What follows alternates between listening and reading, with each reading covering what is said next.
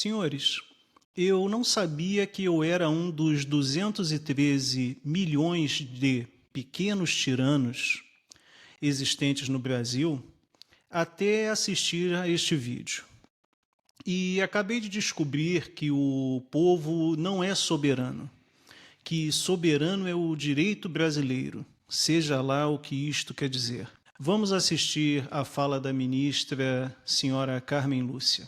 Que nós estejamos numa ágora em que haja 213 milhões de pequenos tiranos soberanos. Soberano é o Brasil, soberano é o direito brasileiro. Ora, se eu propicio alguém poder desempenhar uma função antissocial, inconstitucional, de cercear inteiramente a liberdade e induzir a criança a entrar numa disputa para ver quem consegue, durante mais tempo, ficar sem respirar e essa criança morre.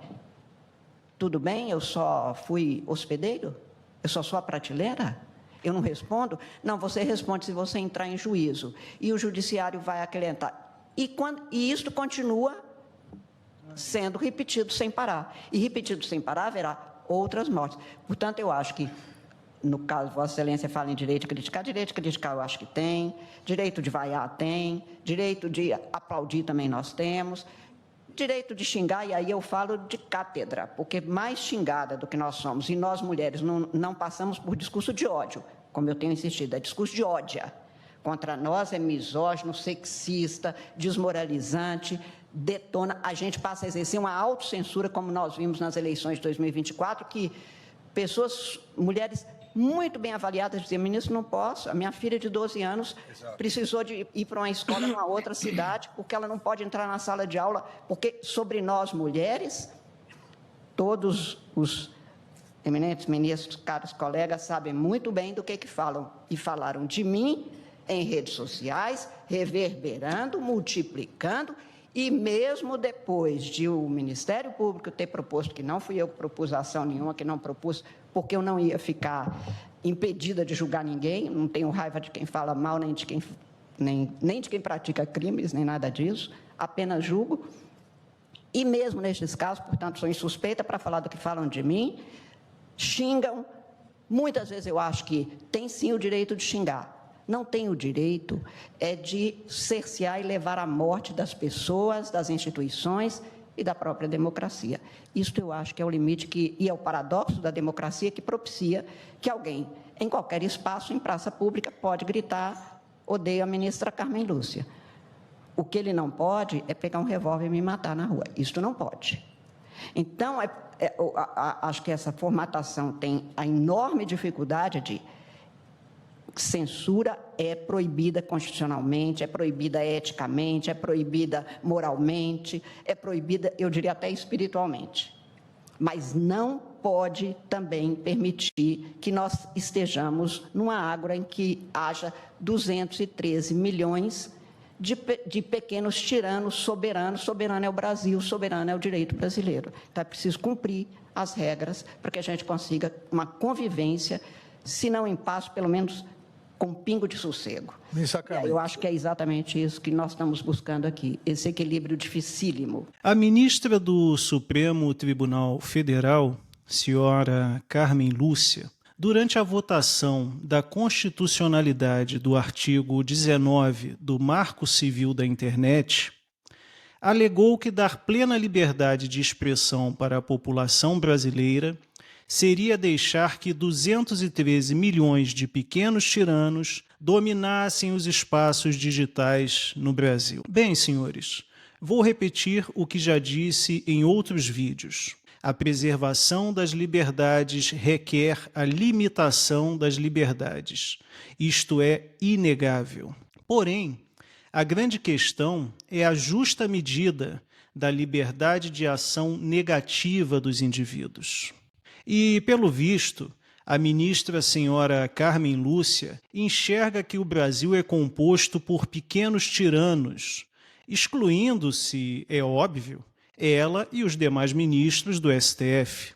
Logo, se os brasileiros são uma massa gigantesca de pequenos tiranos, então caberia aos iluminados ministros do STF nos conduzirem para a civilidade. E esses ministros iluminados do STF, carregando o fardo da iluminação, devem limitar o direito natural e que todo indivíduo tem desde o nascimento, o direito de se expressar livremente. E como oferta de fé, nós, 213 milhões de pequenos tiranos, devemos nos curvar ante os desígnios do STF para pagar cada vez mais impostos e, como oferta de fé, devemos pagar as licitações de lagostas, antepastos finos e vinhos nobres que abastecem nossos iluminados ministros. Mas nossos iluminados ministros do STF precisam de outras mentes, menos capazes que as deles, porém mais capazes que as nossas. E é lícito que, quando esses outros magistrados sejam flagrados cometendo atos ilícitos, que ganhem como punição máxima a aposentadoria compulsória e que desfrutem, pelo resto da vida, de um salário mensal poupudo, pago por todos nós. Afinal, quando uma mente estatal iluminada comete um desvio, um ato imoral e ilegal, provavelmente a culpa é dos 213 milhões de pequenos tiranos que, com sua presença bárbara, acabam por macular a pureza do aplicador da lei. Agora que já reconheci o pesado fardo que os iluminados ministros do STF carregam sobre os ombros, o fardo de conduzir 213 milhões de pequenos tiranos para a civilidade, fardo carregado durante jantares regados a vinhos finos e lagostas que nós pagamos para eles, vamos aproveitar o pouco de liberdade de expressão que ainda temos para entender tal fala e comportamento da elite do judiciário.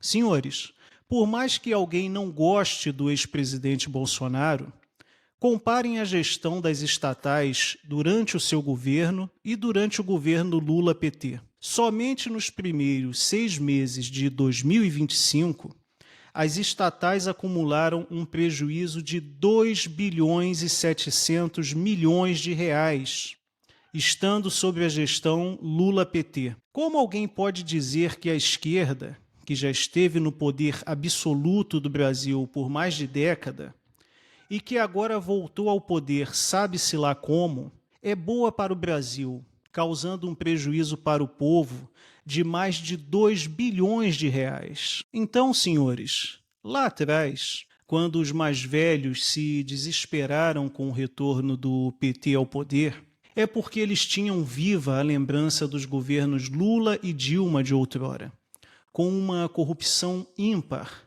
juros altos e gastos exorbitantes.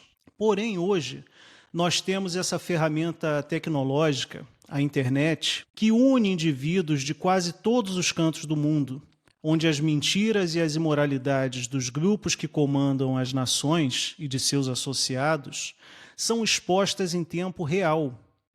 Senhores, nós temos o Foro de São Paulo, onde a esquerda prega abertamente desejar a implantação do comunismo no Brasil e nos países vizinhos, traçando planos para estenderem seus tentáculos liberticidas por todo canto. E uma sociedade comunista é uma sociedade coletivista, é o estabelecimento do organicismo hegeliano, o fim das liberdades individuais. Não sei se os senhores tomaram conhecimento, mas agora a nova investida do governo Lula-PT é sobre a cerveja. Querem aumentar os impostos sobre a cerveja. E, derrotados na Câmara dos Deputados sobre a questão do IOF, recorrem ao STF. Senhores, no livro Introdução ao Estudo da Hermenêutica Jurídica, do magistrado senhor Alexandre Pimenta Batista Pereira e outros autores, nas páginas 100 e 101, em uma citação ao senhor Daniel Sarmento, destacam-se as características antidemocráticas do neoconstitucionalismo. Caso os senhores não saibam o que é o neoconstitucionalismo, sugiro que pesquisem após o término deste vídeo. E entre tais características está o excesso de poder dado a juízes que não foram eleitos pelo povo. E se tal poder não for limitado, cito aqui integralmente as palavras de Daniel Sarmento, abre aspas, um dos efeitos colaterais deste fenômeno é a disseminação de um discurso muito perigoso, de que voto e política não são tão importantes, pois relevante mesmo é a interpretação dos princípios constitucionais realizadas pelo STF. Daí a dizer que o povo não sabe votar é um pulo, e a ditadura de toga pode não ser muito melhor do que a ditadura de farda. Fecha aspas. Logo, senhores, o excesso de poder dado ao STF acaba por tornar o voto, o Congresso e o Senado, e até mesmo o Executivo, poderes meramente figurativos, cabides de empregos e privilégios, já que quem determina, quem tem a última palavra sobre tudo, é o STF, é o Judiciário. Vejam o caso do IOF, onde os deputados eleitos pelo povo decidiram que não deve haver aumento do IOF. Porém, o governo Lula-PT judicializa a questão, provavelmente contando com a interferência favorável do STF ao governo. Senhores, reparem que é constante ver-se a esquerda saindo vitoriosa e a direita saindo derrotada de litígios judiciais. E se a esquerda sempre sai vitoriosa e a direita sempre sai derrotada de litígios judiciais, podemos lançar as seguintes hipóteses. A primeira, a esquerda sempre ganha os litígios judiciais porque é formada por indivíduos nobres, iluminados e que guardam as reservas morais da sociedade.